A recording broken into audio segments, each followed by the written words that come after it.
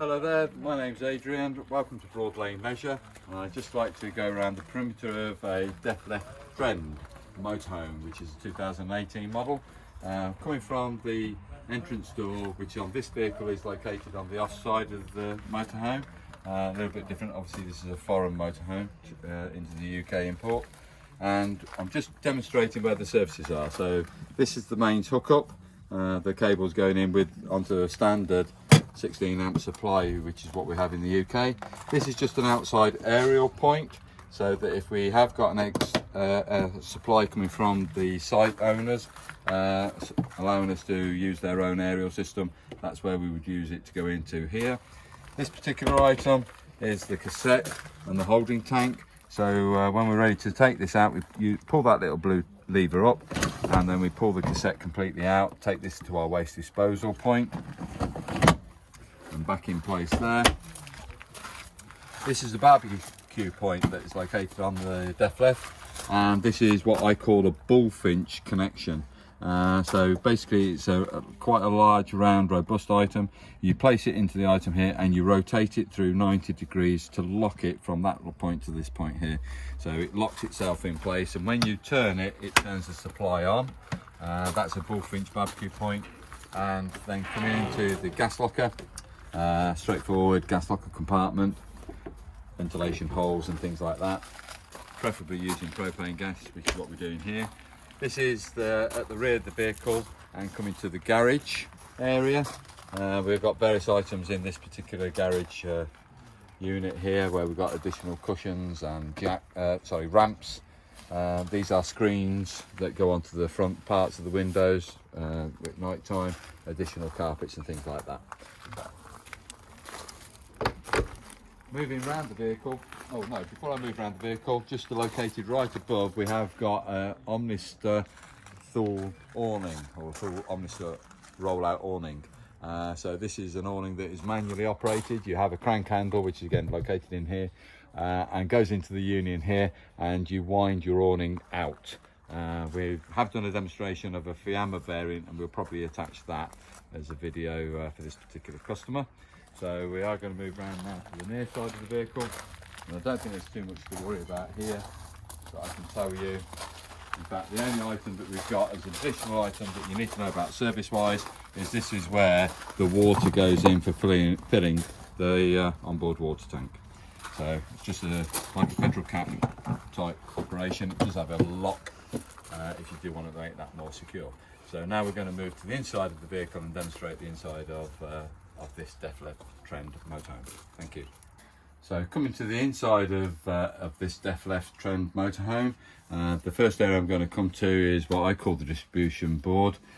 We do have an on-off switch. This is illuminated at the moment, and as you can see, if I press that, I've turned off the 12 volts within the motorhome.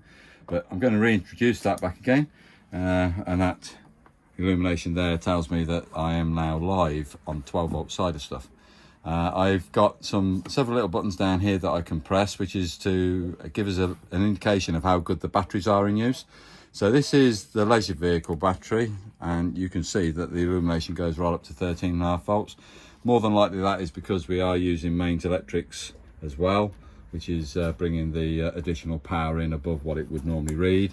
But if we come down to the vehicle battery, this is the engine battery, you can see that's reading about 12.5, which is where I'd expect it to be if we was just on a power supply on the leisure side of stuff. But we are on good battery on the vehicle battery as well. So I've got two more switches over on the right hand side of the panel.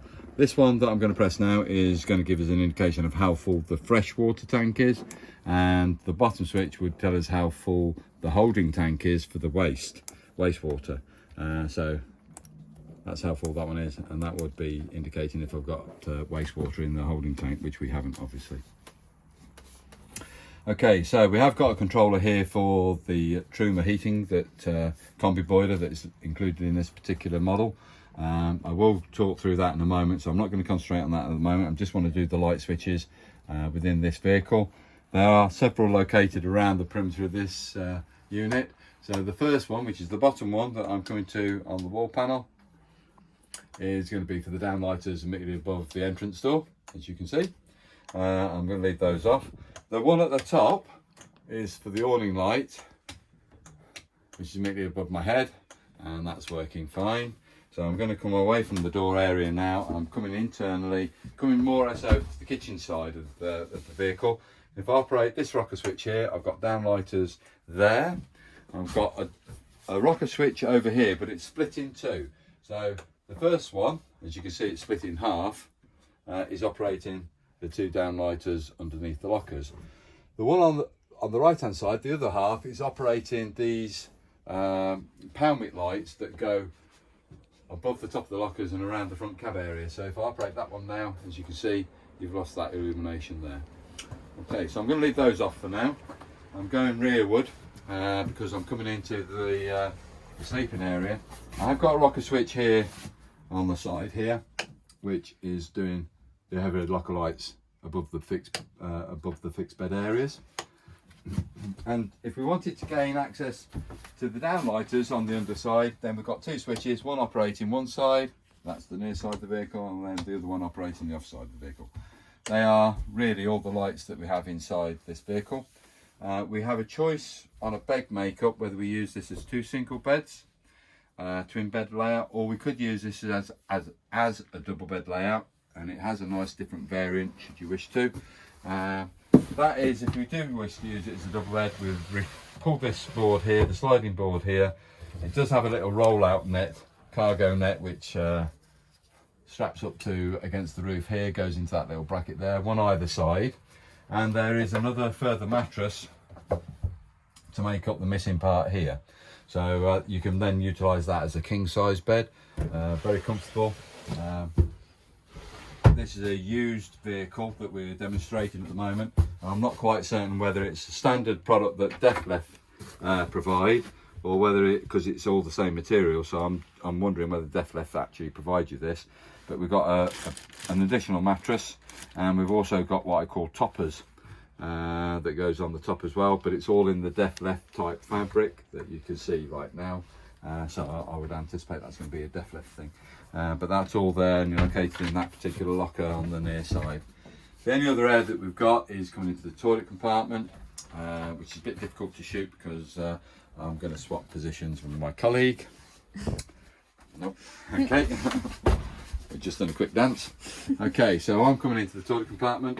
The toilet itself is normally like most toilets now that we see. It's a bowl that swivels for use for more comfort.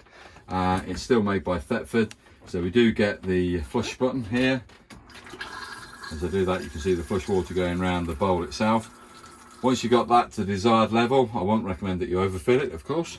You then come to the lever, which is on the front face down here, and you're moving it to the rear, and water, the waste has dispensed into the bottom holding area. As you can see, there's it sealed, there's it going away again. All right, so very simple use there on that particular unit there. We have got a rocker switch located on the side wall above it, which is just for the illumination of the toilet compartment. And I'm just going to draw your attention to these little panels here. I don't know why. It's so that we can actually create a separate compartment when we are going to use a shower. It's difficult for me to demonstrate that because you've got to be inside and I can't get two of us in this compartment. So these are just panels that come across the door area just to give a sealed compartment. All right, so that's what we've got there. But it's difficult for you to see it. Also, this particular basin, it's quite a different variant. We do have a basin that retracts over again that way. So hopefully you can see you're getting a completely plastic lined unit. This one would come across the door along with this one. Comes across the door to protect the door area. And then this one is obviously to protect splashes going over the loo and things like that. So the basin retracts back and just locks in place. And really that's straightforward in use. I'm going to leave it as that for now on the bathroom. So located around the vehicle, we've got various 13 amp sockets.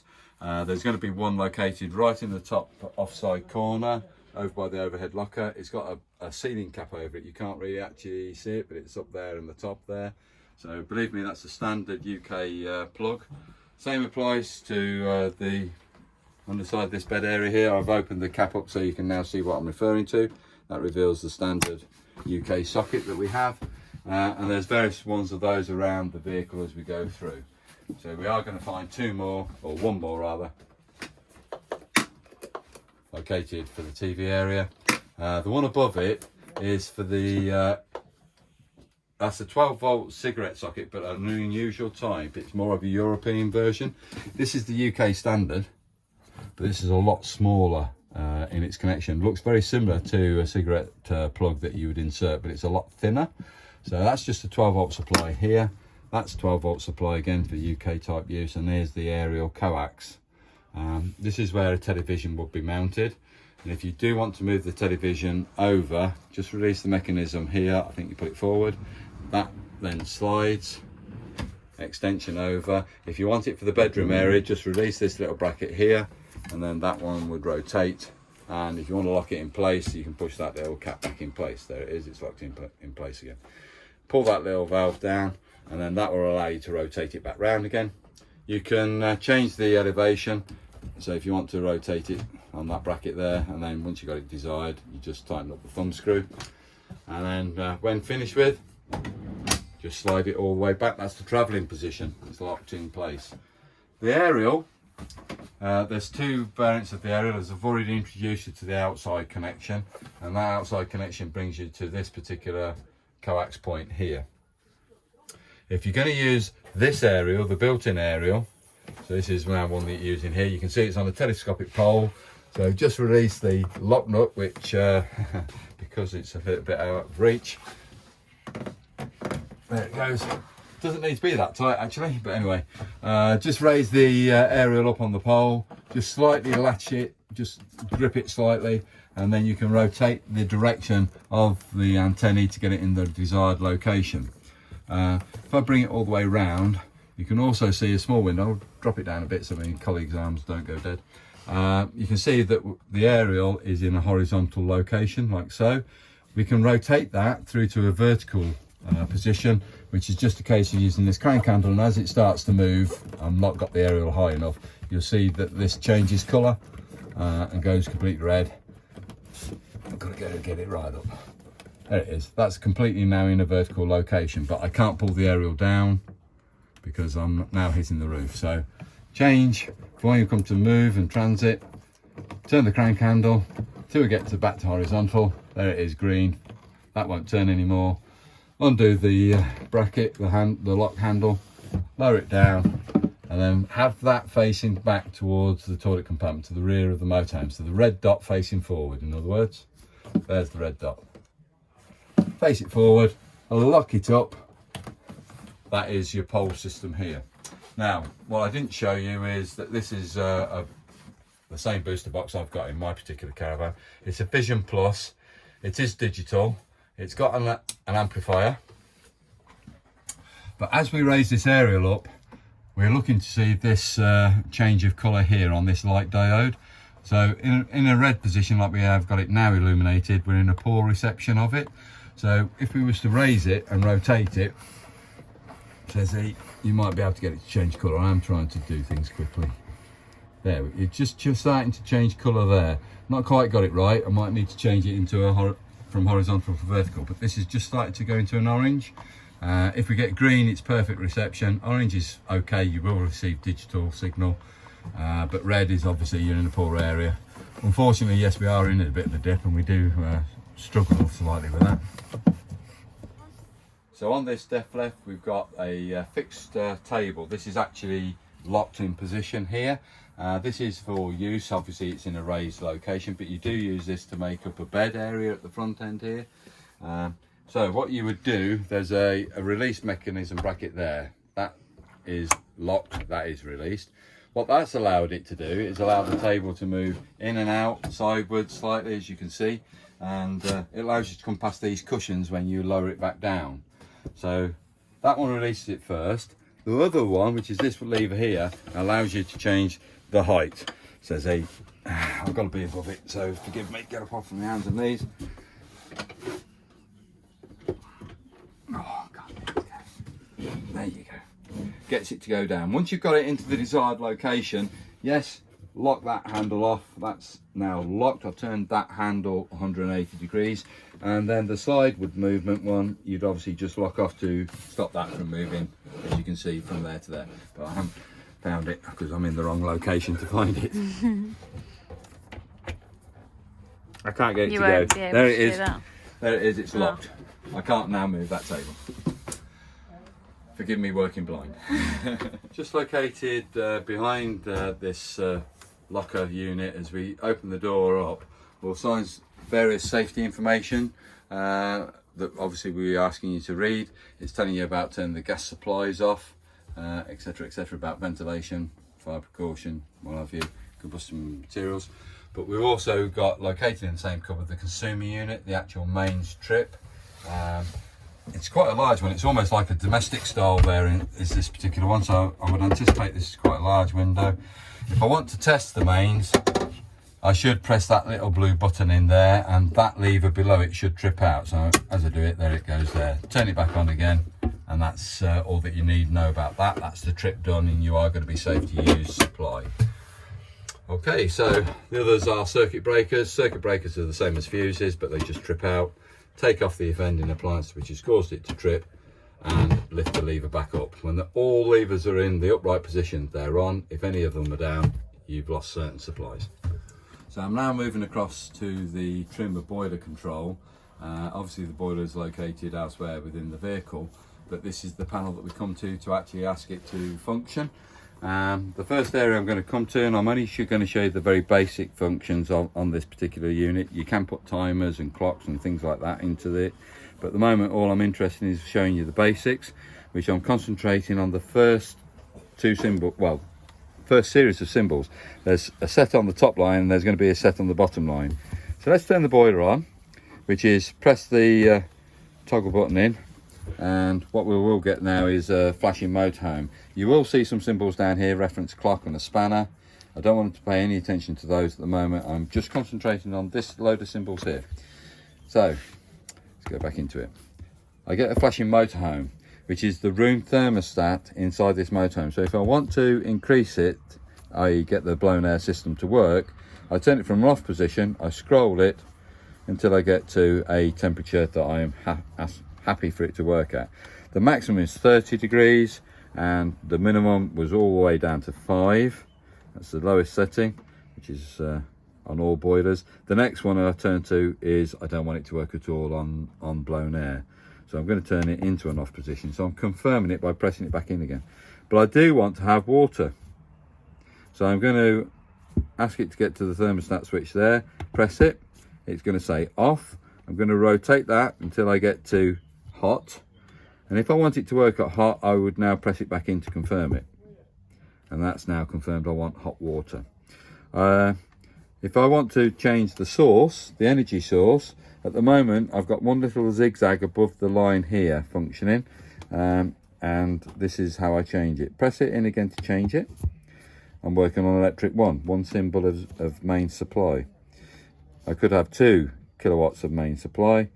I could have it working on a mixture of gas, a solid symbol of a gas cylinder, and 2 zigzags.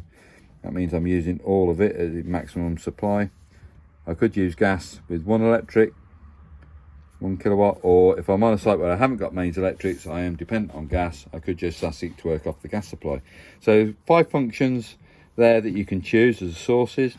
Gas only, gas with 1 kilowatt of mains, gas with 2 kilowatt of mains, mixed 2 in other words, or electric just with 1 kilowatt, or electric with 2 kilowatt. They're the 5 options.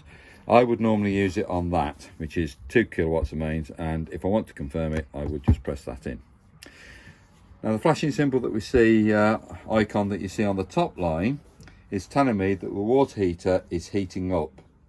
When it's built up to the 60 degrees that hot represents, it would then become a solid symbol. To demonstrate that, what I'm going to go back to is, just so you can see what I'm referring to, I'm going to go back to that motorhome symbol, and I'm going to, if I can, change it from off to 30. Now internally in here we might be above 30 degrees. Yeah, okay. Oh no, there's the flashing symbol. As you can see, the little flame now is flashing above the motorhome. Right, if I lower the temperature down, instead of having it 30 degrees, so if I lower that temperature down, say to 21, hypothetically confirm it, that is going to become a solid symbol in a second. There it is, because it's saying I don't need to heat up on the room, on the blown air system, but I am heating still hot water. So when it's a flashing symbol, it's heating up to temperature. When it's a solid symbol, it's reached the temperature, whether it's water or the room thermostat. And then after a period of time, it just dulls down. It confirms that we're asking it to operate at 21 degrees, and it also confirms a clock.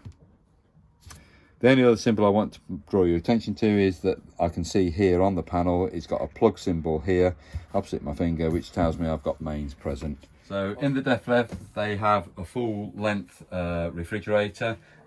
This is obviously a little bit awkward for the operation of it.